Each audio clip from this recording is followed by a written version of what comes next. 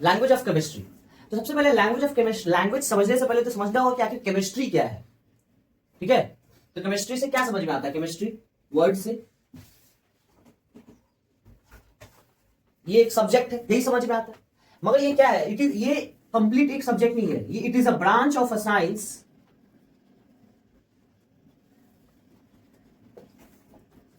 which deals with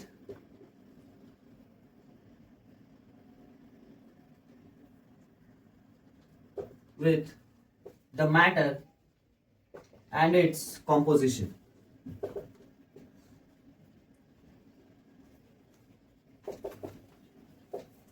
तो chemistry क्या है? वो एक पर्टिकुलर सब्जेक्ट नहीं है, बल्कि वो क्या है? एक साइंस सब्जेक्ट है, उसका एक पार्ट है, एक ब्रांच है, जिसमें हम लोग सिर्फ और सिर्फ मैटर और उसके कॉम्पोजिशन के बारे में पढ़ते हैं कि आखिर मैटर क्या है, एक मैटर दूसरे मैटर के साथ रिएक्ट कैसे करता है, मैटर बना किस चीज से है, ये सारा चीज, उसमें किस तरीके का चेंजेस होता है, किसी इंटरनल या एक्सटर्नल किसी भी तरह का इफेक्ट अगर उसमें डाला जाता है, कुछ एनर्जी डालते हैं, heat energy, light energy, sound energy, electrical energy, तो उसमें क्या चेंजेस देखने को मिलता है, ये सारा का सारा चीज हम लोग केमिस्ट्री में पढ़ते हैं।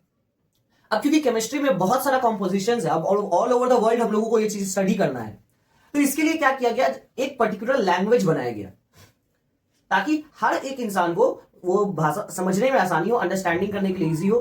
किसी भी वो पर्टिकुलर इंसान, वो इंडिया का हो, चाइना का हो, अमेरिका का हो, रशिया का हो, साउथ अफ्रीका का हो, कहीं का भी हो, अगर वो लैंग्वेज ऑफ केमिस्ट्री समझ पाएगा तभी जाकर के ये जो ये चैप्टर अगर जिसको कवर्ड नहीं है, उसको केमिस्ट्री का जो मेन लैंग्वेज है, सिंबल्स है, एटम्स है, मॉलिक्यूल्स है, फॉर्मूलाज, ये सब जो है, केमिकल इक्वेशन है, ये सारा का सारा चीज हम लोगों को इस लैंग्वेज ऑफ केमिस्ट्री में पढ़ना है। मैथ्स पढ़ने के लिए हम लोग को सबसे पहले क्या आना चाहिए?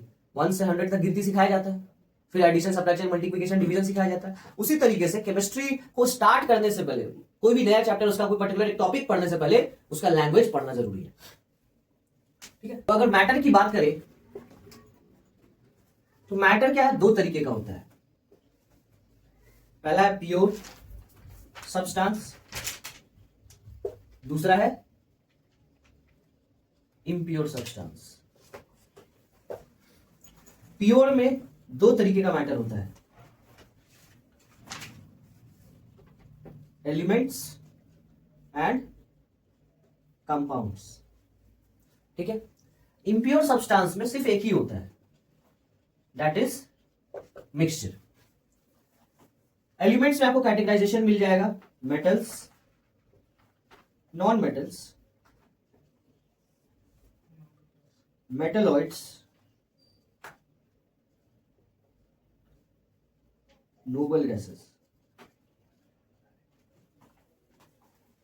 ठीक है, कंपाउंड्स दो तरीके का देखने को मिलेगा, ऑर्गेनिक कंपाउंड, दूसरा इनऑर्गेनिक। वो कैपिटल इसलिए लिखिए ताकि मतलब डिफरेंशिएट कर सके कि अच्छा ऑर्गेनिक, इनऑर्गेनिक, छोटा एक साथ में तो मिक्स हो जाए। मिक्सचर क्या है? ये दो तरीके का होता है, homogeneous, heterogeneous.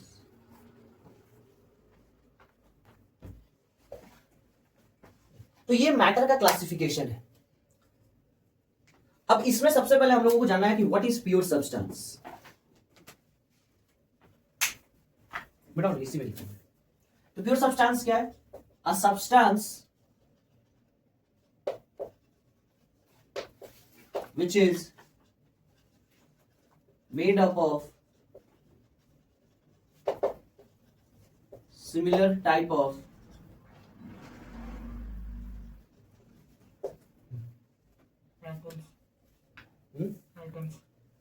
atoms, type of molecules,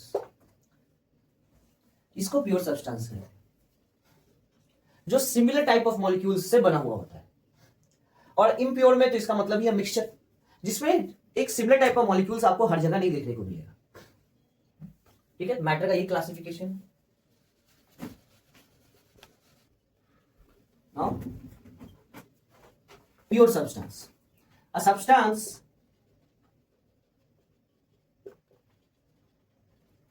which is made up of similar molecules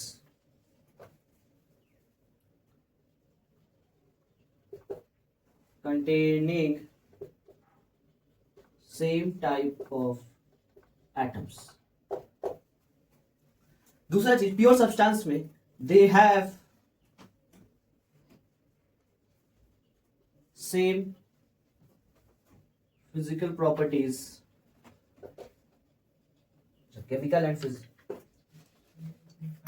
same chemical and physical properties. They have a definite composition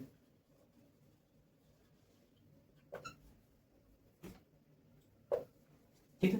तो प्योर सब्सटेंस में क्या है कि वो सिमिलर टाइप ऑफ मॉलिक्यूल से बना हुआ और हर मॉलिक्यूल्स क्या है एक पर्टिकुलर एटम से बना होता है या ग्रुप ऑफ एटम्स के कॉम्बिनेशन से भी मॉलिक्यूल्स बनता है। दूसरा, हर प्योर सब्सटेंस का जो फिजिकल और केमिकल प्रॉपर्टीज होगा वो सेम होगा। अब आप मेरे घर का पानी लीजिए, पानी की बात कर रहे हैं, वाटर जब भी आप लोग कहते हैं, water means H2O, only H2O। मतलब कि अगर आप मेरे घर का पानी लीजिए, आपके घर का लीजिए या आपके घर का लीजिए, तीनों को पानी को क्या करिए, पहले बॉईल करिए, जो वेपर निकला फिर उसको किसी चीज से कंडेंस करके उसको कलेक्ट कर लीजिए। अब ये तीनों का तीनों पानी देखिएगा बिल्कुल सेम होगा दिखने में भी और केमिकल प्रॉपर्टीज में भी। अगर पहले ही अगर डायरेक्ट पानी निकाल करके पीना शुरू किए तो हो सकता है कि हम लोग तीनों क्योंकि अलग अलग एरिया में रहते हैं तो उस वजह से थोड़ा पानी में टेस्ट अलग अलग आएगा। क्यों? क्योंकि हो सकता है मेरी जगह पे ज्यादा आयरन होगा, आप में कम होगा, आप में सॉल्ट ज्यादा होगा, तो किसी में मिनरल्स, कोई और मिनरल्स ज्यादा हो सकता है। तो उस वजह से पानी का टेस्ट जगह जगह का बदलता है। मगर जो पानी जब हम लोग केमिस्ट्री के टर्म्स में बात करते हैं तो वाटर मीन्स H2O। तो दुनिया के किसी भी कोने में चले जाइए, अगर आपको वहां H2O मिला है तो वो एकदम फिक्स्ड होगा कि उस H2O का जो मॉलिक्यूल होगा उसमें 2 हाइड्रोजन एटम होगा, 1 ऑक्सीजन एटम होगा, तो उसका कॉम्पोजिशन सेम है, वही लिखवाएं, they have the definite composition.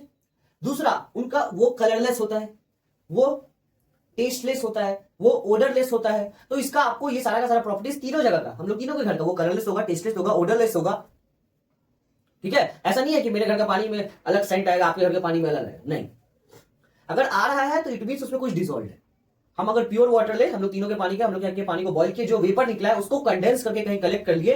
अब उसका अगर हम लोग अगर चेकिंग करना शुरू करवाएंगे, मतलब जो भी है लैब में टेस्ट करवाएंगे, तो उसमें हर एक कॉम्पोजिशन जो है वो हम लोग सभी का सेम ही आएगा, जो भी केमिकल प्रॉपर्टीज वहां निकल करके आएगा। दूसरा, बॉइलिंग पॉइंट, मेल्टिंग पॉइंट, अगर हम लोग डायरेक्ट अगर पानी को जब बॉइल कर रहे होंगे, थर्मोमीटर लगाइएगा तो देखेंगे कि हम लोग तीनों का बॉइलिंग पॉइंट डिफरेंट आएगा। बट जब ये जो बॉइल करने के बाद वेपर हुआ और फिर उसको कंडेंस करके जो पानी को कलेक्ट किए, अब जब उसको आप हीट करना वापस से बॉइल करिएगा तो देखेंगे कि वो सबका सब 100 डिग्री सेल्सियस पे बॉइल हो रहा है, वो सबका सब 0 डिग्री सेल्सियस पे फ्रीज हो रहा है। मगर टैप वाटर नहीं, बिकॉज दे कंटेन्स इंप्यूरिटीज। अभी हम लोग देखिए प्योर सब्सटेंस में 2 कैटेगरी होता है, एलिमेंट्स और कंपाउंड्स। सो एलिमेंट्स, पहले a pure substance made up of similar type of atoms, यहां हम लोग बोल सकते हैं one kind of atoms।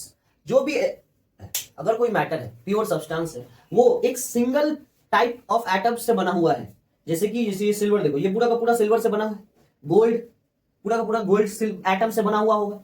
तो उस तरीके के सब्सटेंस को हम लोग एलिमेंट्स कहते हैं। क्या कहते हैं? Elements. Now the second one is compound. तो कंपाउंड क्या है? ये भी एक प्योर सब्सटेंस है। A pure substance made up of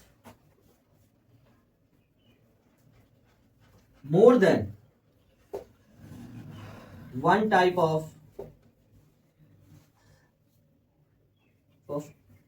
atoms combined chemically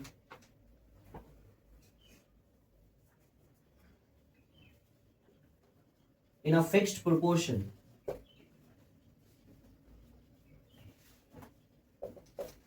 ये है आपका कंपाउंड का डेफिनेशन। अब किसी भी कंपाउंड में आप देखेंगे, जब भी हम लोग कुछ भी लिखते हैं, जैसे अभी H2O का एग्जांपल लिए थे हम लोग, तो अगर बाय वॉल्यूम देखें, वॉल्यूम का मतलब क्या होता है? क्वांटिटी। हाइड्रोजन आइटम यहां कितना है? 2 है, ऑक्सीजन आइटम 1 है, ठीक है। और अगर बाय वेट देखें हाइड्रोजन का वेट क्या होता है? हाइड्रोजन का वेट 1 होता है। तो यहां टोटल 2 एटम है, तो 2 इंटू 1 हो जाएगा। ऑक्सीजन का वेट 16 होता है, तो 2 1 जार 2 8 जार, सो 1:8 हो गया। तो यहां पर देखा जा रहा है कि दुनिया का किसी भी कोने का पानी लेकर के आइए, उसमें अगर आप बाई वॉल्यूम देखेंगे ratio hydrogen is to oxygen का, तो वो 2:1 आएगा।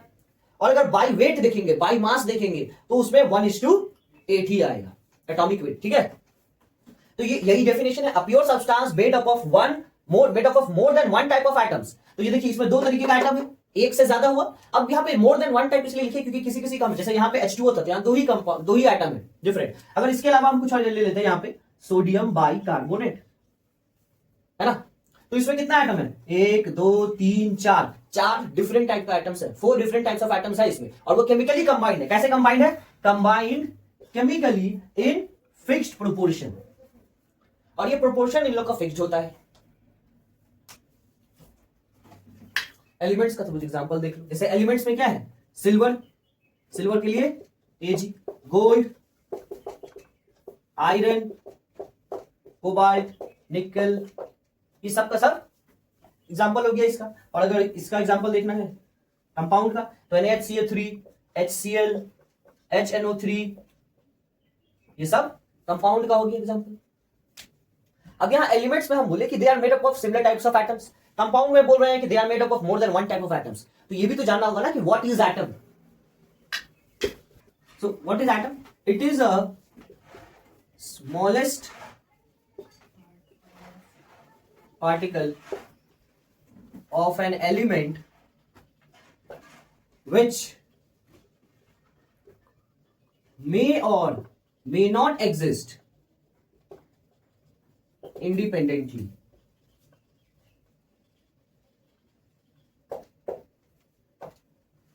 ठीक है, अब यहां पर एक और चीज लिख लो, they take part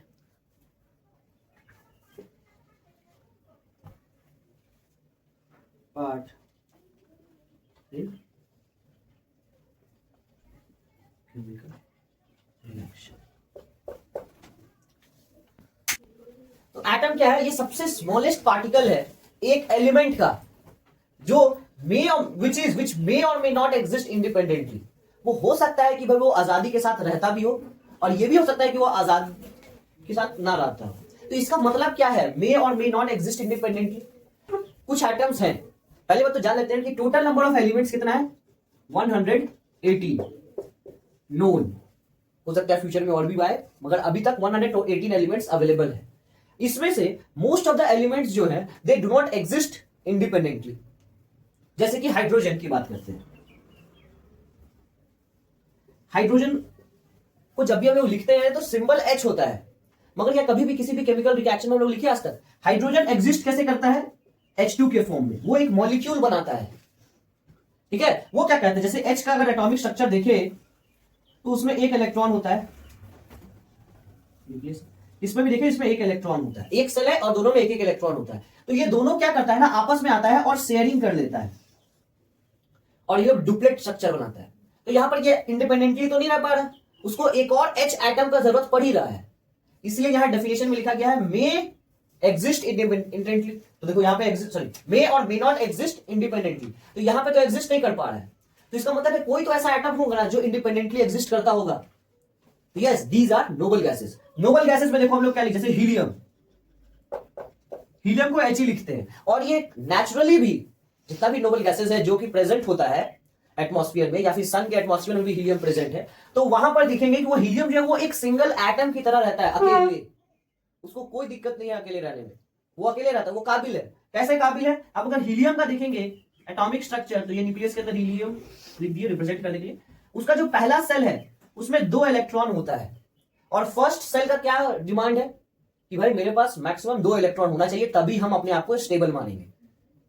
ठीक है, अब जैसे एक 10 क्लास का बच्चा अपने आप को काबिल कब समझता है? वो काबिल तभी समझता है जब उसको बोर्ड्स में 90% सबब आ जाता है, तो सोचता है यार हम तो बहुत अच्छा है पढ़ने में, अब जिंदगी एकदम मस्त है। 12 क्लास का बच्चा के लिए लगता है कि अरे नीट जेई क्रैक हो जाए कोई भी एक, बस मेरा जिंदगी सेट। जो IIT क्रैक कर रहा हो तो वो सोचता है कि अरे बस 1-2 करोड़ का पैकेज लग जाए, फिर जिंदगी सेट है। तो जिसका जैसा लेवल है उस तरीके से जिंदगी सेट है। तो वैसे हीलियम के पास एक ही सेल है, उसका यही मानना है, मानना नहीं, ये इलेक्ट्रॉनिकली मतलब साइंटिफिकली ये प्रूवन है कि जिसके पास एक सेल होता है उसको मैक्सिमम 2 इलेक्ट्रॉन चाहिए, कम से कम और ज्यादा से ज्यादा 2 इलेक्ट्रॉन उसके फर्स्ट सेल में होना चाहिए, तभी जाकर के ये एटम स्टेबल कहलाते हैं। और अगर एक से ज्यादा हुआ अगर सेल तो मैक्सिममली आउटर मोस्ट सेल में 8 इलेक्ट्रॉन्स चाहिए, वो अलग चीज है। तो यहां पर जो हीलियम है वो इंडिपेंडेंटली एग्जिस्ट कर रहा है, इसलिए मे एग्जिस्ट इंडिपेंडेंटली हीलियम के लिए हो गया, may not exist independently hydrogen के लिए। यहां पे सिर्फ एक एग्जांपल दिया, ऐसे बहुत सारा है। नोबल गैसेस सारा का सारा इंडिपेंडेंटली एग्जिस्ट करता है और उसके अलावा जितना भी है वो सब इंडिपेंडेंटली एग्जिस्ट नहीं करता है। They all exist either in minerals form और इन ओर्स फॉर्म और इन अदर कंपाउंड्स फॉर्म। ठीक है, कोई ना कोई कंपाउंड बना करके रहता है। नोबल गैस कितने होते हैं? Helium, neon, argon, krypton, xenon, radon, 6 एक साथ। गैसेस टोटल 6 होता है क्योंकि 7वां वाला रेडियो एक्टिव है। पूरा पीरियड पूरा देखेंगे उस नोबल गैसेस का ग्रुप में टोटल 7 इलेक्ट्रॉन 7 एलिमेंट होता है, मगर लास्ट वाला एलिमेंट जो है वो रेडियो एक्टिव है, उसको नोबल गैसेस के कैटेगरी में नहीं रखते। वो ग्रुप पूरा का पूरा उसमें 7 एलिमेंट्स है, मगर लास्ट वाले को कंसीडर नहीं करते। चल अब आते हैं एटॉमिसिटी पे। अब एटॉमिसिटी का मतलब क्या है? Number of atoms present in a molecule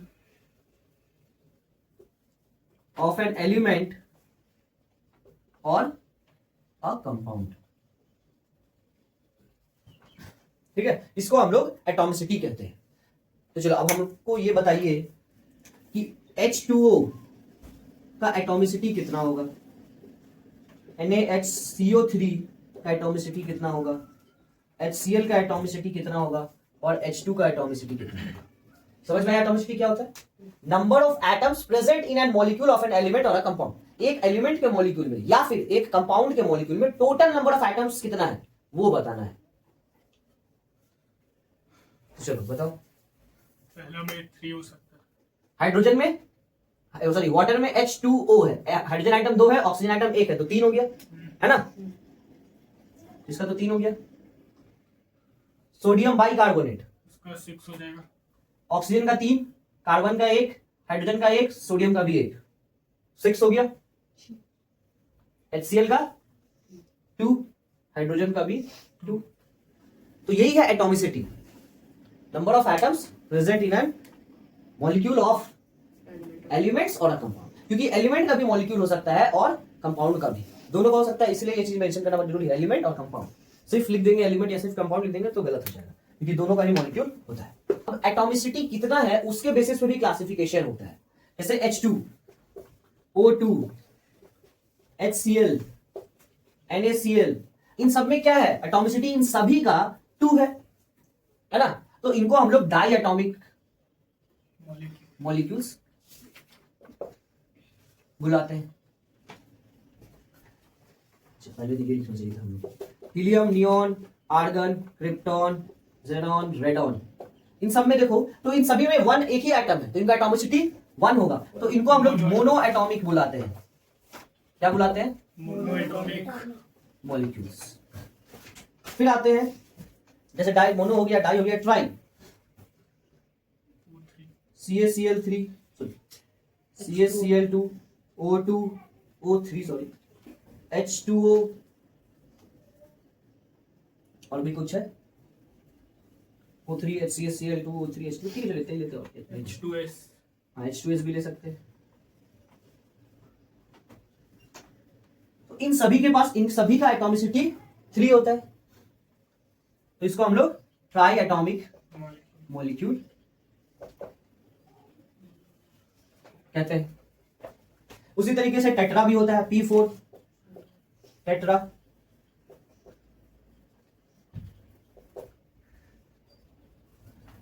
फिर वैसे ही ऑक्टा भी होगा, S8 octa atomic.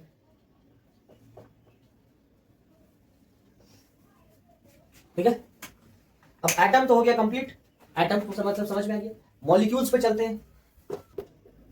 Now molecule, तो मॉलिक्यूल का भी डेफिनेशन बिल्कुल एटम की तरह ही है, सिर्फ यहां पे कुछ वर्ड है जो हट जाएगा और नया वर्ड आएगा। सो मॉलिक्यूल क्या है? Molecule is a small molecule is the smallest particle of a matter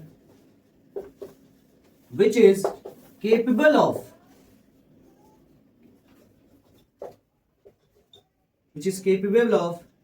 existing independently. Atoms के केस में क्या था, उनके पास हो भी सकता है नहीं भी हो सकता है, मगर मॉलिक्यूल्स के केस में ऐसा नहीं है, उनके पास ये प्रॉपर्टी है ही, वो इस काबिल है कि वो इंडिपेंडेंटली रह सकते हैं। ठीक है, एग्जांपल में आप कुछ भी ले सकते हैं, जैसे H2 ले लो, H2O ले लीजिए, O2 ले लीजिए, HCl ले लीजिए, NaCl ले लीजिए, O3 ले लीजिए, कुछ भी ले सकते हैं एज यूज, जो मॉलिक्यूल्स के फॉर्म में। और ये सबका सब ऐसे ही लिख दे रहे हैं, ऑक्सीजन प्रेजेंट है, नाइट्रोजन प्रेजेंट है एटमॉस्फेयर में N2 के फॉर्म में मिलता है, हम लोग वाटर वेपर के फॉर्म H2O मिलता है, CO2 कार्बन डाइऑक्साइड वो भी लिख लो, SO2 sulphur dioxide, SO3 sulphur trioxide, NO2 nitrogen dioxide. आज हम लोग पढ़ेंगे मिक्सचर के बारे में।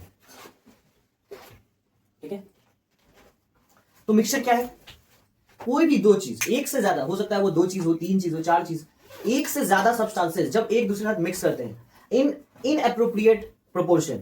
इन एप्रोप्रिएट प्रोपोर्शन मतलब कोई फिक्स्ड प्रोपोर्शन नहीं होगा। ठीक है, जिसमें कोई हो सकता है, जैसे सॉल्ट और वाटर जब हम लोग मिलाते हैं, हम लोग ऐसा बोलते हैं कभी भी क्या कि नहीं एक गिलास पानी में एक ही चम्मच चीनी मिलाना है या एक ही चम्मच नमक मिलाना है, हम लोग एक अंदाजा से अपने से मिला देते हैं।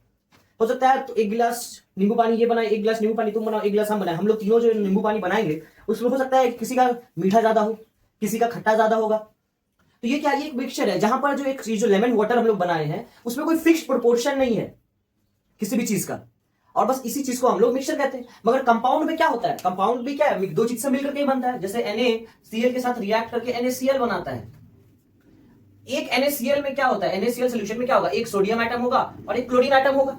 ये फिक्स्ड है कि अगर इसका एक मॉलिक्यूल लेंगे तो उसमें एक सोडियम एटम होगा और एक क्लोरीन एटम होगा, ये कंपाउंड के लिए। मगर मिक्सचर के लिए ऐसा नहीं होता, क्योंकि मिक्सचर मान लो जैसे यहां सॉल्ट प्लस वाटर लिए, ये मिक्सचर बनाने के बाद impure substance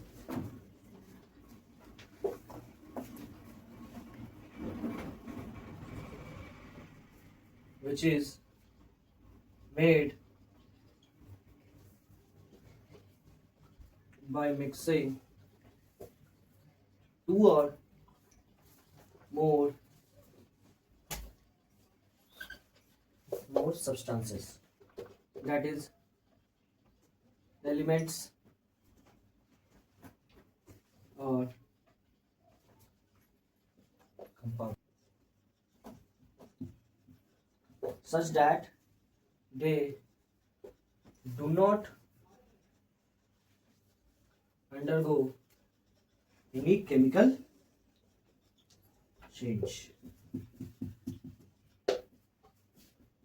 Example: salt solution, lemon water and फॉर्मूले। तो अब किसी भी कंपाउंड का नाम कैसे लिखते हैं या उसका फॉर्मूला कैसे हम लोग डिराइव करते हैं, तो इसके लिए क्रिस क्रॉस मेथड है। कौन सा मेथड है, क्रिस क्रॉस।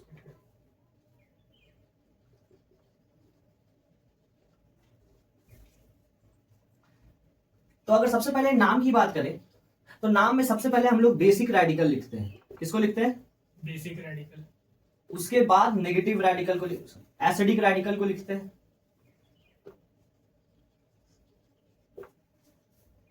99% जो भी कंपाउंड्स हैं, इनऑर्गेनिक कंपाउंड्स की बात कर रहे हैं, जिसमें सबसे पहले बेसिक रेडिकल लिखते हैं और फिर एसिडिक रेडिकल लिखते हैं। एक दो एक्सेप्शनल मिलेगा जहां पे एसिड रेडिकल को पहले लिखेंगे और बेसिक रेडिकल को बाद में। तो पहले तो भाई जो मोस्ट ऑफ द केसेस है जिसमें बेसिक रेडिकल पहले वो देख लेते हैं। जैसे for example sodium chloride, day to day life में हम लोग यूज करते हैं। सोडियम क्लोराइड कहाँ ही मिलता है, नमक में, टेबल सॉल्ट। तो सोडियम क्लोराइड में ये जो सोडियम है ये क्या है, ये बेसिक रेडिकल है, और ये जो क्लोराइड है ये एसिडिक रेडिकल है। तो नेमिंग तो ऐसा हो गया। अब ये सोडियम क्लोराइड का फॉर्मूला कैसे बनाएंगे, तो कुछ करना नहीं है इसमें। सोडियम का है तो सोडियम यहाँ पे लिखेंगे Na, जो रेडिकल है तो सोडियम रेडिकल का क्या होता है Na प्लस, फिर क्लोराइड का लिखेंगे Cl माइनस। अब जो वैलेंसीज है उसको नीचे लिख लेंगे। Na का वैलेंसी 1 होता है, क्लोरीन का वैलेंसी भी 1 होता है। अब सेम एज इट इज, पहले बेसिक रेडिकल लिखेंगे फिर एसिडिक रेडिकल, और इन लोगों का जो वैलेंसी है ना वो एक्सचेंज कर देंगे। एसिडिक रेडिकल का वैलेंसी बेसिक रेडिकल के पास आ जाएगा, बेसिक रेडिकल का वैलेंसी एसिडिक वाले के पास चला जाएगा। तो इससे क्या बन जाएगा फॉर्मूला Na1Cl1। और एक चीज का ध्यान देना है कि 1 हम लोग मेंशन नहीं करते हैं, लिखते नहीं है, तो इसका फॉर्मूला हो जाएगा NaCl। ठीक है, तो अब इसी तरीके से सारा का सारा कंपाउंड का अगर आपको नाम पता है तो आप उसका फॉर्मूला बना सकते हैं, और अगर आपको फॉर्मूला पता है तो आप उसका नाम भी बना सकते हैं। क्या करना होगा, पहले बेसिक रेडिकल को लिखना होगा और फिर एसिडिक रेडिकल को लिख दीजिए, तो उस कंपाउंड का आपको नाम पता चल जाएगा। अब जो एक्सेप्शनल वाला चीज था, जो हम बोले कि भाई कुछ का क्या होता है नेमिंग उल्टा होता है, तो वो एक्सेप्शनल देख लेते हैं। इसमें है सिंगल सी होगा। तो अब सोडियम एसीटेट का, सोडियम तो पॉजिटिव रेडिकल है कि नहीं, +1।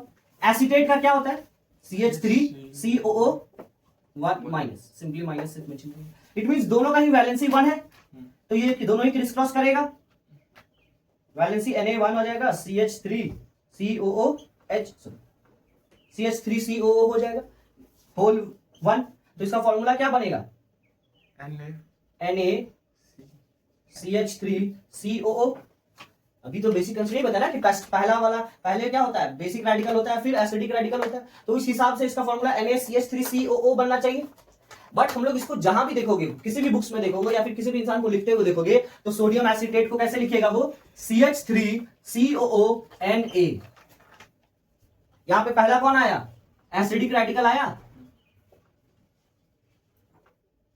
और दूसरा क्या आया बेसिक रेडिकल।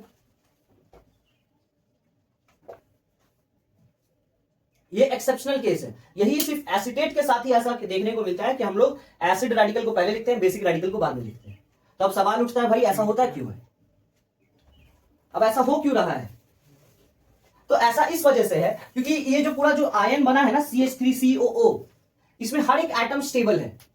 ये कार्बन स्टेबल है, ये हाइड्रोजन स्टेबल है, ये कार्बन स्टेबल है, ये ऑक्सीजन स्टेबल है, ये जो लास्ट वाला ऑक्सीजन है ना वो स्टेबल नहीं है, और उसमें क्या है एक इलेक्ट्रॉन का कमी है, सॉरी मतलब उसके पास एक इलेक्ट्रॉन ज्यादा है, तभी तो ये नेगेटिव चार्ज है। तो अब ये जो है ना ये सिंगल लास्ट वाला ऑक्सीजन क्योंकि ये स्टेबल नहीं है, तो इस वजह से क्या है कि जो भी इसको स्टेबलाइज करेगा तो इस स्ट्रक्चर के मुताबिक उसको कहां होना चाहिए, इस ऑक्सीजन के बगल में। इसी वजह से हम लोग एसीटेट के केस में एसिड रेडिकल को पहले लिखते हैं और बेसिक रेडिकल को बाद। नाम लिखते वक्त वही लिखेंगे, पहले एसिड रेडिकल लिखेंगे, बेसिक रेडिकल लिखेंगे और फिर एसिड रेडिकल। नाम लिखते वक्त वैसा ही होगा, मगर जब फॉर्मूला लिखेंगे तो ये चीज बदल जाएगा, CH3COO Na हो जाएगा। ठीक है, ये तो हो गया नेमिंग का क्रिस क्रॉस मेथड से। तो जितना भी पॉजिटिव और नेगेटिव रेडिकल है वो याद कर लेना है ताकि उससे फिर हम लोग नाम वाम बनाया जा सके।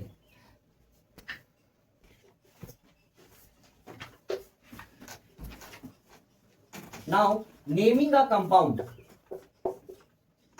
अब कंपाउंड का नाम लिखने के लिए तो बता दिए, फॉर्मूला से बता चुके हैं, मगर ना हर नाम करने का तरीका जब देखोगे, जब फॉर्मूलाज बहुत सारे मोस्टली अराउंड 100 फॉर्मूलाज अगर तुम लोग याद कर लिए तो तुमको इसमें एक पैटर्न देखने को मिलेगा। अब उसी पैटर्न को हम लोगों को भी जान लेना है, वही चीज हम लोग अभी पढ़ेंगे। तो सबसे पहला कॉमन वाला ये देखने को मिलेगा कि जब भी compound metal and non metal के मिलने से बनेगा तो उसका नाम कैसा होगा। जैसे सोडियम प्लस क्लोरीन, तो NaCl आया, इसका नाम क्या है सोडियम क्लोराइड।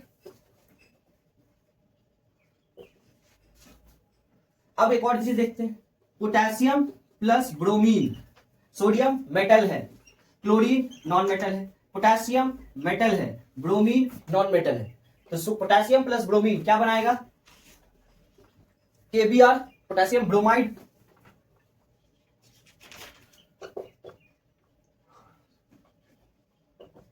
है ना, पोटेशियम ब्रोमाइड। फिर एक और ले लेते हैं जैसे कैल्शियम, कैल्शियम भी क्या है मेटल है, इसके साथ नाइट्रोजन लगाते हैं। नाइट्रोजन क्या है मेटल की नॉन मेटल, नॉन मेटल है, ये क्या बनाएगा CH3N2, calcium nitride. Calcium nitride. अब हमको ये तुम लोग बताओ कि इन लोगों के नाम में कुछ कॉमन दिख रहा है, क्या दिख रहा है IDE। वो जितना भी मेटल नॉन मेटल है, तो वो मेटल का सोडियम होता है नाम, है ना सोडियम मेटल है, तो मेटल का नाम जो है वो एज इट इज लिखा जा रहा है। मगर नॉन मेटल का नाम उसमें चेंजेस हो रहा है। इसका नाम क्या है? क्लोरीन। तो रीन जो है आईडीई में बदल जा रहा है, NEDE में कन्वर्ट हो जा रहा है। वैसे ही इसका नाम क्या है? ब्रोमीन। NE किस में बदल गया? DE में बदल गया। इसका नाम क्या है? नाइट्रोजन। लास्ट 2 डिजिट इसका भी EN किस में बदल गया? DE में। अच्छा इसका तो पूरा ही नाम ही बदल गया, नाइट्राइड। तो नाइट्रोजन किस में कन्वर्ट हो गया? नाइट्राइड में। अब उसी तरह से मान लो एक और हम लोग ले लेते हैं, नाइट्रोजन में सल्फाइड ले लो for example, magnesium plus sulphide. Sulphide का फॉर्मूला, सल्फाइड का वैलेंसी 2 होता है, मैग्नीशियम का वैलेंसी भी 2 होता है, तो MgS बनाएगा। तो ये क्या हो जाएगा? Magnesium sulphide. तो IDE सभी में होगा। सल्फाइड क्यों? क्या है? सल्फाइड नॉन मेटल है। तो जब भी मेटल और नॉन मेटल रिएक्ट करेगा, जो भी कंपाउंड बनेगा उसका नाम क्या होगा? मेटल का एज इट इज सेम रहेगा, और जो नॉन मेटल है वो IDE बन जाएगा। तो ये हो गया ना। अब जितना भी मेटल नॉन मेटल के मिलने से कंपाउंड बनेगा उन सबका नाम याद हो गया। चलो अब दूसरा देखते हैं। नाउ अब क्या है? कंपाउंड्स का फॉर्मेशन होगा जहां पे वेरिएबल वैलेंसीज, क्योंकि हम लोग ये देखे हैं कि कुछ मेटल्स है जो वेरिएबल वैलेंसी शो करता है कि नहीं? तो उन लोगों का नामकरण कैसे करना होगा, उन लोगों का नेमिंग कैसे करेंगे? एक मिनट रुक जाइए। तो जैसे कि हम लोग ले लेते हैं गोल्ड का,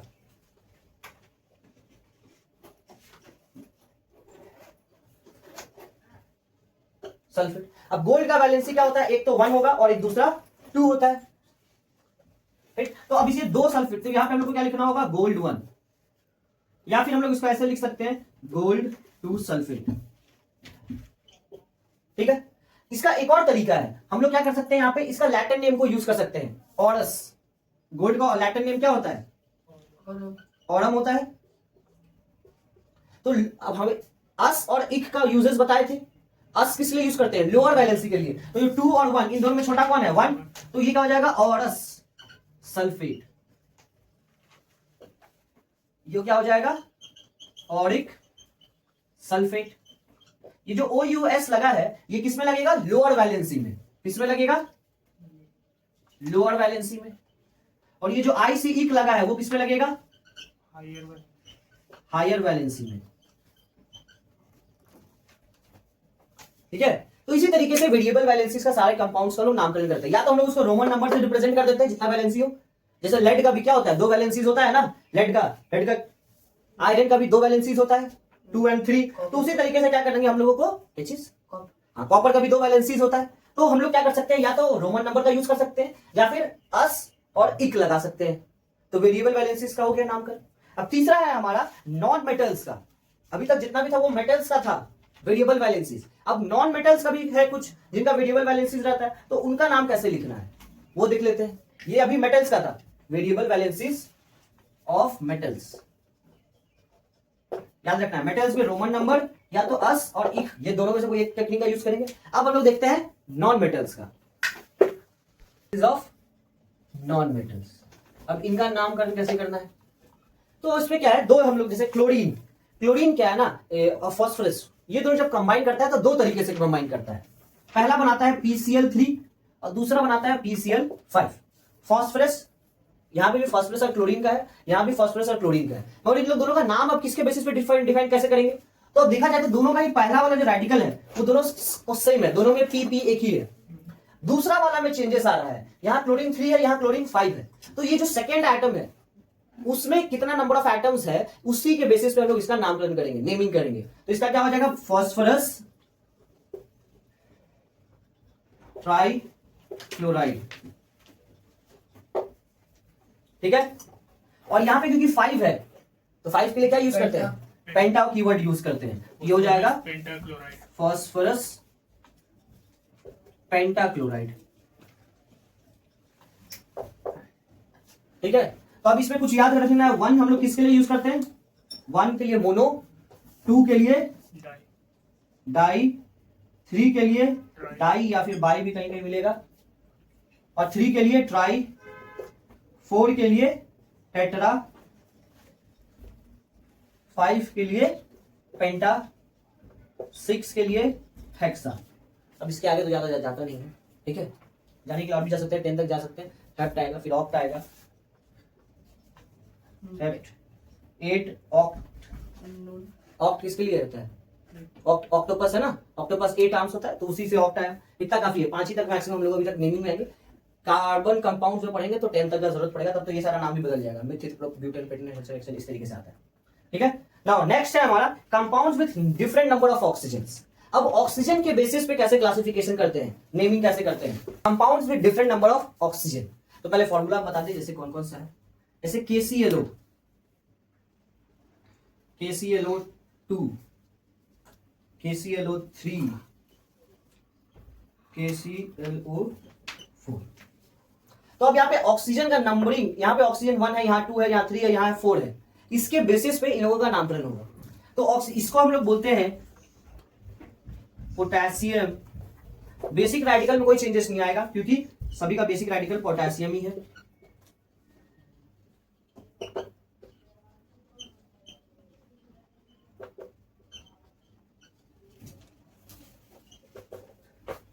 सेकंड वाले से स्टार्ट करेंगे हम लोग, ठीक है। इसका नाम है पोटेशियम क्लोराइड। ITE जो होता है ना, वो लोअर वाले के लिए होता है और हायर वाले के लिए होता है क्लोरेट।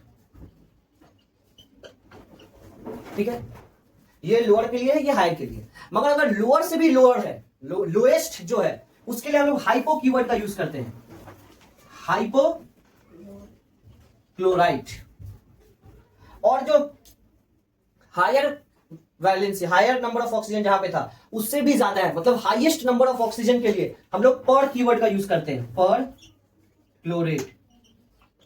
पर यहां लगा, यहां हाइपो लगा। यही है ऑक्सीजन के, on the basis of oxygen हम लोग ये 4 तरीके से बनता है। सेकंड वाले के लिए क्लोराइड, थर्ड नंबर वाले के लिए क्लोरेट। अगर 1 है, एक ही ऑक्सीजन है, तो हाइपोक्लोराइड, और अगर 4 है तो पर क्लोरेट हुआ। ठीक है, अब यहां पोटेशियम की जगह कोई और एलिमेंट भी हो सकता है, मैग्नीशियम भी हो सकता है, कैल्शियम भी हो सकता है, तो बस ये वाला चीज बदलेगा, ये सारा एज इट इज, जितना ऑक्सीजन होगा उसके बेसिस पे क्लासिफाई करेंगे। अब हम लोग नेमिंग ऑफ एसिड्स, आखिर एसिड का नाम कैसे रखते हैं वो जानते हैं।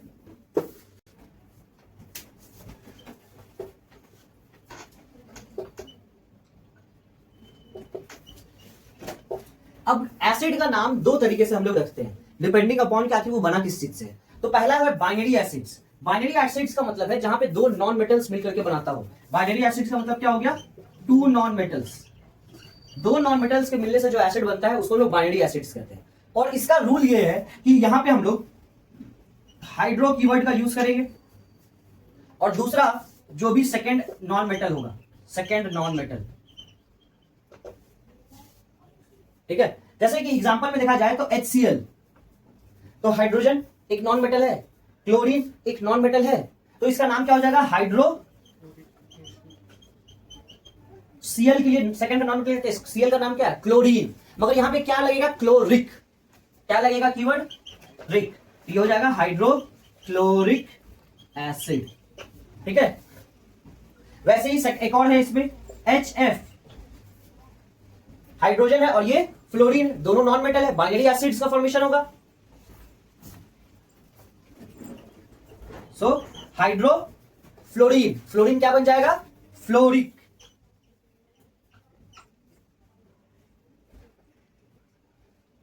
Hydrofluoric, FLUO, hydrofluoric acid. ठीक है, ठीक है, ये रहे बाइनरी एसिड्स का नेमिंग करने का तरीका। मगर कुछ एसिड्स हम लोग पढ़ चुके हैं जहां पे 2 से ज्यादा नॉन मेटल्स होता है, ऑक्सीजन भी प्रेजेंट होता है, तो चलो उसको देखते हैं, उसको कैसे नेमिंग करते हैं।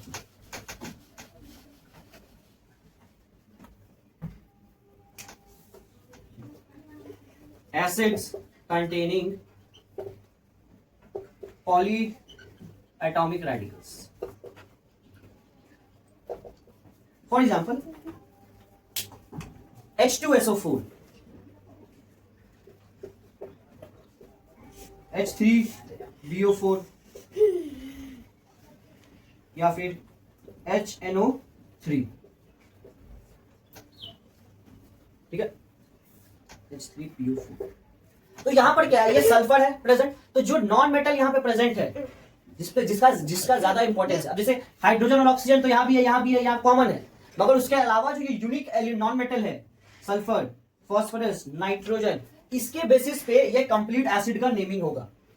तो यहां सल्फर था तो सल्फ्यूरिक एक लगा, ये फास्फोरस है तो फास्फोरिक, नाइट्रोजन है तो नाइट्रिक, ठीक है। फिर ब्रोमिक एसिड भी होता है।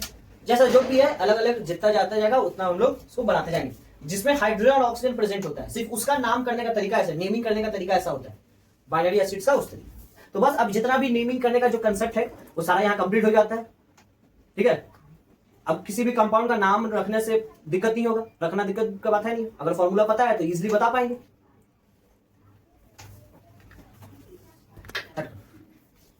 अभी हम लोग फॉर्मूला तो बना लिया रेडिकल्स की मदद से, मगर अब अगर हम लोगों को फॉर्मूला पता है ना तो हम लोग हर एक रेडिकल का वैलेंसी भी निकाल सकते हैं।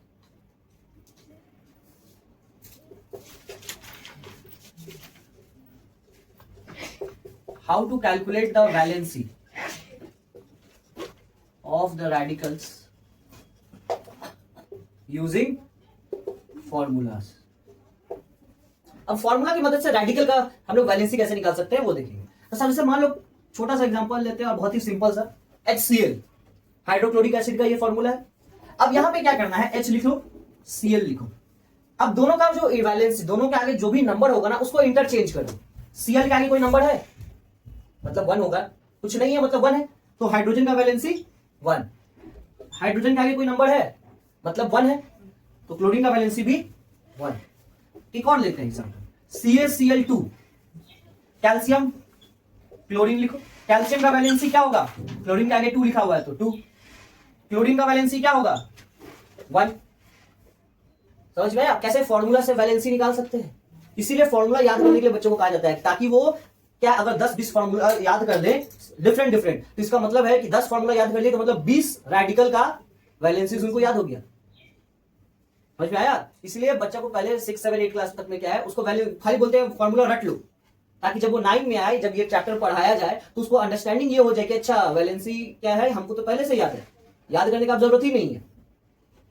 जैसे कि एक हम लोग बना लेते हैं aluminium sulphate, Al2SO4 whole thrice, formula याद करवाए हैं एल्यूमिनियम सल्फेट का पहले भी। तो अब एल्यूमिनियम सल्फेट का फॉर्मूला आपको याद है। अब हम आपसे सवाल क्या कर रहे हैं, एल्यूमिनियम का वैलेंसी बताओ।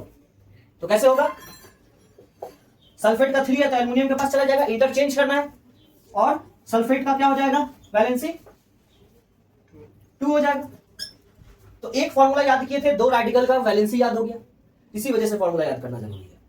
तो अब क्या है कि जिंदगी में कभी भी एल्यूमिनियम और सल्फेट का वैलेंसी कभी भी गलती होगा ही नहीं। अभी एक और चीज इसमें देखना है, और जैसे NO2, अब इसके हिसाब से अगर चले तो हम लोगों को अभी जो हम बता चुके हैं अभी तक में, नाइट्रोजन का वैलेंसी क्या होगा, क्या होगा 2, जो हम बताएं उसके हिसाब से नाइट्रोजन का वैलेंसी 2, ऑक्सीजन का valency 1।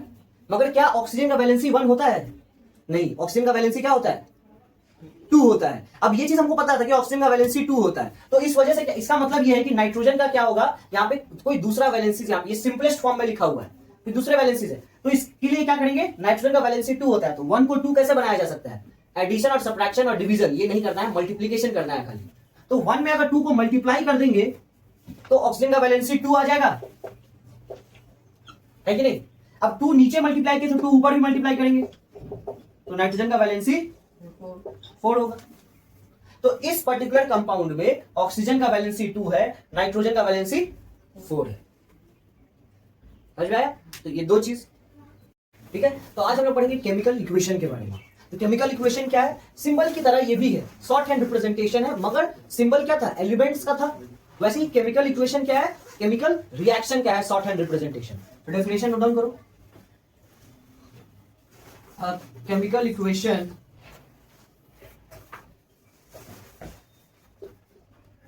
is a shorthand representation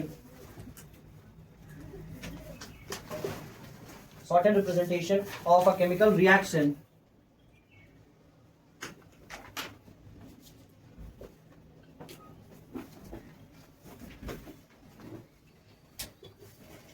using the symbols and formula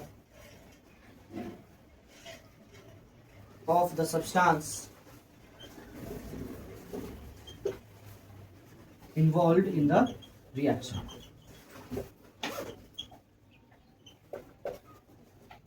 अगर एग्जांपल देखिए इसका, जैसे carbon reacts with oxygen, carbon reacts with oxygen to produce carbon dioxide. तो ये क्या है, ये एक केमिकल रिएक्शन है, राइट, ये केमिकल रिएक्शन है। अब इसको क्या करेंगे हम लोग, केमिकल इक्वेशन के फॉर्म में लिखेंगे। तो कार्बन के लिए कार्बन का क्या सिंबल होता है, C, ऑक्सीजन का क्या होता है फॉर्मूला O2। अब ये दोनों रिएक्ट करके बनाया कार्बन डाइऑक्साइड। इसीलिए देखो इक्वेशन में क्या लिखे, डेफिनेशन में क्या लिखे, a chemical equation is a short hand representation of a chemical reaction. तो ये क्या कर रहा है, एक केमिकल रिएक्शन को दर्शा रहा है using the symbols formula of the substance. Symbol use किए कार्बन का, सिंबल सी लिखे, फॉर्मूला यूज किए ऑक्सीजन का, इसीलिए सिंबल और फॉर्मूला कीवर्ड यूज किए यहाँ पे। और ये दोनों किसका है भाई, ये सब्सटेंस का है जो कि एक रिएक्शन में इन्वॉल्व है, इन्वॉल्व इन द रिएक्शन। तो यहाँ पे कार्बन और ऑक्सीजन रिएक्ट कर रहा है और वो कार्बन डाइऑक्साइड बना रहा है। ये क्या है, केमिकल इक्वेशन। तो नोट डाउन करो।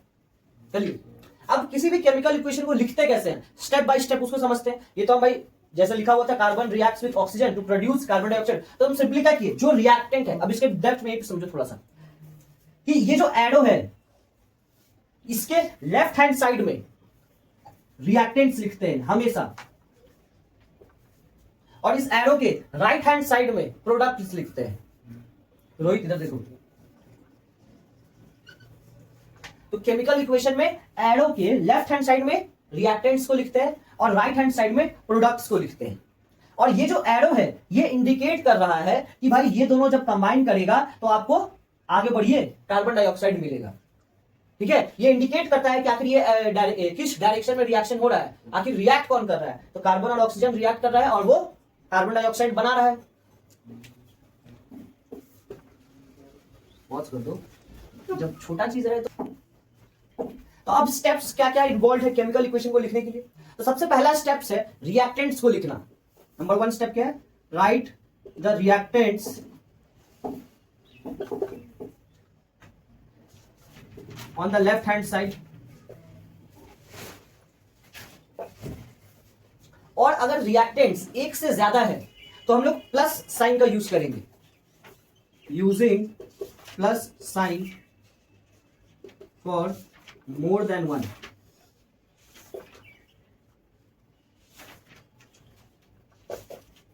ठीक है, जैसे कि मान लो अभी हम लोग एक एग्जांपल जो देखे थे उसमें क्या था, दो था, कार्बन प्लस ऑक्सीजन, ये रिएक्ट करा के क्या बना रहा है, कार्बन डाइऑक्साइड बना रहा है। तो यहाँ पे 2 रिएक्टेंट है, तो इन दोनों के बीच को डिफरेंशिएट करने के लिए ये प्लस का साइन देना होगा, बताना होगा कि भाई 2 अलग अलग चीजें उन दोनों के मिलने से बन रहा है, इसलिए प्लस का साइन देंगे। दूसरा, right the product on the right hand side. अगर एक और एग्जांपल हम लोग यहां पे ले ले, जैसे like sodium plus H2O, it forms NaOH plus H2। तो यहां पर भी हम लोगों को प्लस साइन का यूज करना पड़ेगा, using plus sign for more than 1 products. अगर एक से ज्यादा प्रोडक्ट बनेगा तो उसको बताना पड़ेगा ना भाई कि 2 चीज बन रहा है, तो दोनों को साथ साथ तो लिख नहीं सकते, तो उसको भी डिफरेंशिएट करने के लिए प्लस साइन का यूज देना पड़ेगा। तीसरा, put the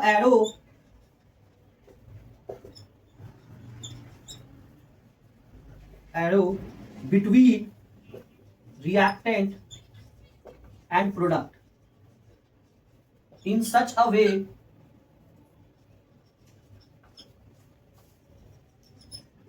that the head of the arrow is towards product side.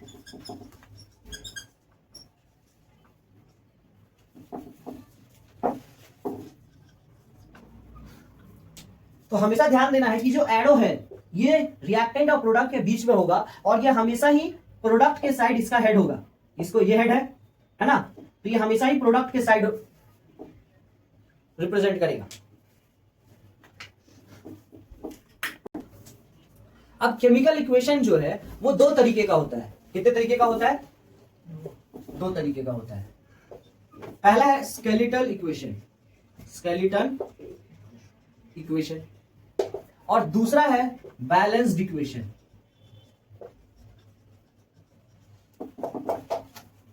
ठीक है? हाँ, स्केलेटल इक्वेशन। अब इसको हम लोग अनबैलेंस्ड इक्वेशन भी कहते हैं।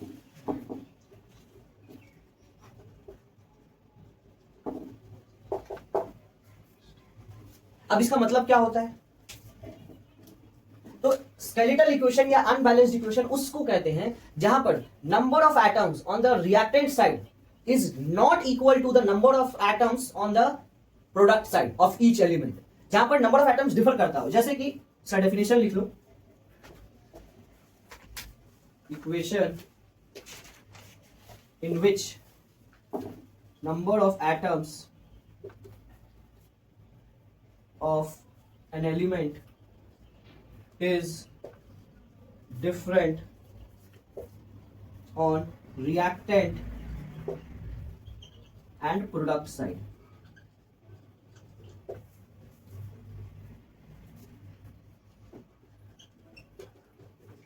जैसे Na plus H2O था तो NaOH plus H2, ठीक है, NaOH Na। अब यहां पे Na सोडियम एटम, रिएक्टेंट और प्रोडक्ट का लिखेंगे,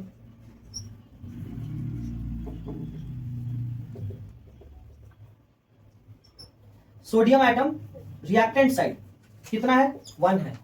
अभी यहां तो भाई पेपर गया, पेपर तो पेपर रहा नहीं, मगर अभी तो भैया आप बोल रहे थे कि पेपर पेपर रहेगा, तो हम अभी पेपर के बारे में क्या बताएं कि वो क्या से बना है? कार्बन, हाइड्रोजन और ऑक्सीजन, ये 3 चीज से बना है, राइट।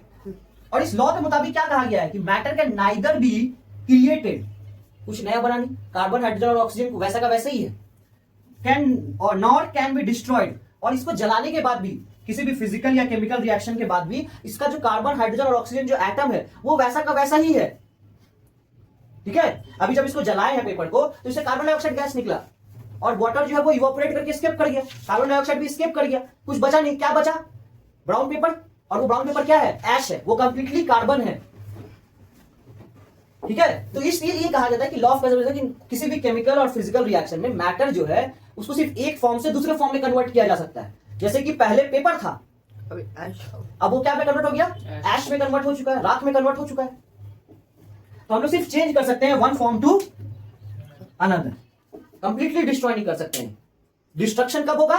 न्यूक्लियर रिएक्शन में डिस्ट्रक्शन होगा, वहां मैटर का नया जनरेशन किया जाएगा, रीजनरेट कर सकते हैं या उसको डिस्ट्रॉय किया जा सकता है। वो टॉपिक में नहीं है, अभी नेक्स्ट पढ़िए।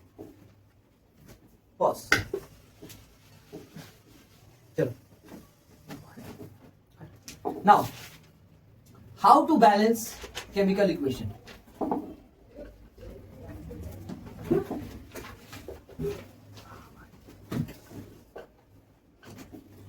तो बहुत सारा तरीका है, जैसे हिट एंड ट्रायल मेथड है, पार्शियल इक्वेशन मेथड है। हम लोग अभी हिट 1, 2 जगह है ना सल्फर, तो उसको सेम उसी तरीके से लिखेंगे। पहली जगह पे 1 है तो 1 ही लिखेंगे, दूसरी जगह पे भी 1 है तो 1 ही लिखेंगे। फिर हाइड्रोजन पे आएंगे, सल्फर ऑक्सीजन है, ऑक्सीजन देखेंगे यहाँ पे 4 है, फिर यहाँ 2 है, यहाँ 1 है, तो उसको सेम एज इट इज लिखेंगे, 4 + 2 + 1। हाइड्रोजन कितना बचा? 2 है सिर्फ, ठीक है। अब इसको बैलेंस करना शुरू करेंगे। कॉपर कितना है? 1 है, कॉपर कितना है? 1 है, बैलेंस्ड है। हाइड्रोजन 2, हाइड्रोजन 2, सल्फर 1 है, यहां पे सल्फर 1 + 1 2 है, तो इसको भी 2 बनाना होगा। अब बैलेंसिंग करते वक्त ध्यान देंगे कि हम लोग मल्टीप्लाई करेंगे, तो इसको इंटू 2 कर दिए। 1 से 2 बनाने का एक ही तरीका है, इंटू 2 करना। अब ये 1 कहां से लाए थे देख करके? इस मॉलिक्यूल से, ये एज अ होल देखेंगे, तो ये जो 2 है ना, इसके आगे लिख देंगे। अब किसी भी मॉलिक्यूल के आगे अगर कोई नंबर लिखा हुआ है तो वो हर एक एटम के लिए बिलोंग करता है, तो ये 2 इस हाइड्रोजन के लिए भी है, तो इंटू 2 हो जाएगा। ये 2 इस ऑक्सीजन के लिए भी है, तो ये भी इंटू 2 हो जाएगा, ठीक है। अब हाइड्रोजन देखिए यहाँ पे 2 × 2 = 4 हो गया है, तो इस हाइड्रोजन को भी 4 बनाना होगा, तो 2 से 2 को मल्टीप्लाई कर देंगे तो 4 बन जाएगा, क्योंकि एक ही तरीका है मल्टीप्लाई करना। तो ये हाइड्रोजन कहां से लाए थे? इस मॉलिक्यूल से देखकर लाए थे, तो इंटू 2 किए हैं, तो ये 2 यहां लिखेंगे।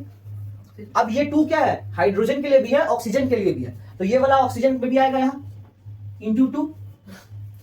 ठीक है, copper balance, hydrogen balance, sulphur balance. अब ऑक्सीजन में चलते हैं भाई, देखते हैं ऑक्सीजन कितना हो गया, 4 2 8, इधर कितना है 4 + 2 6, 6 + 2 8, तो हो गया बैलेंस। सीखेंगे और उसी में कंटिन्यू करेंगे। पार्शियल इक्वेशन मेथड जो है वो थोड़ा कॉम्प्लिकेटेड हो जाता है और बच्चों को समझ में ज्यादा दिक्कत होता है। हिट एंड ट्रायल मेथड सबसे बेस्ट है, तो सबसे पहले हम लोग उसी को सीखेंगे, हिट एंड ट्रायल मेथड। अब जैसे यहां पे एक इक्वेशन लिखते हैं हम लोग, Cu + H2SO4, तो ये क्या बनाएगा, CuSO4 + SO2 + H2। ठीक है, यहां पे ये देगा इस रिएक्शन का।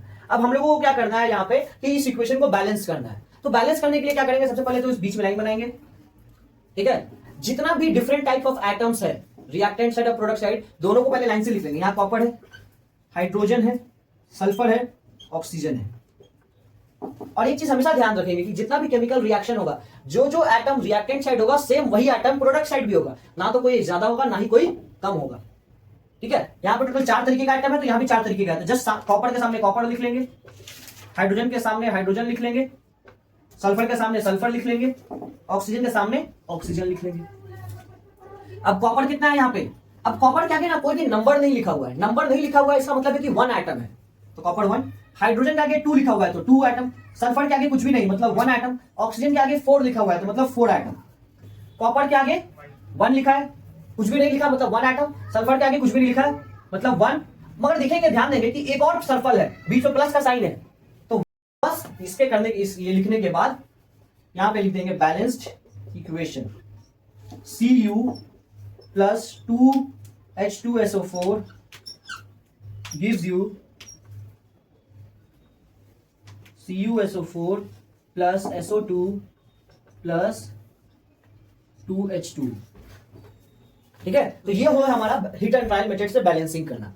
ये सबसे इजी तरीका है और इसी पे सारा का सारा बैलेंसिंग करते जाना है। अब हम लोग पार्शियल इक्वेशन मेथड को नेक्स्ट क्लास में